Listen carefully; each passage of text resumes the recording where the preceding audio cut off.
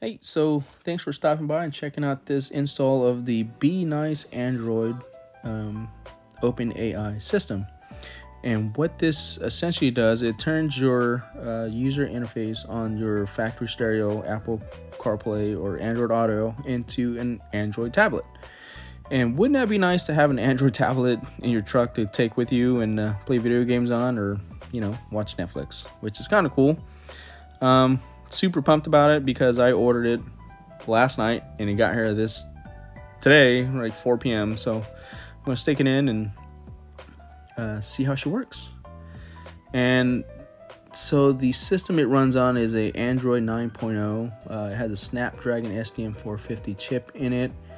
It has 4 gigabytes of RAM, 64 gigabytes of internal storage, which can be expanded with a SD card or micro SD card to 128 gigs. Apparently, you can also stick a micro SIM into it, and you don't need a Wi-Fi router or hotspot, and it'll do its own thing. So if you take a look at the size of this box here, it's not very big, so it's a pretty good size, about the same size as my key fob. So you can stick it in your back pocket and take it with you, or just leave it in the center console or glove box, and so it doesn't get stolen. This cord I don't need. It's a USB-C to USB-C, and what I need right here is a USB-A to USB-C right there.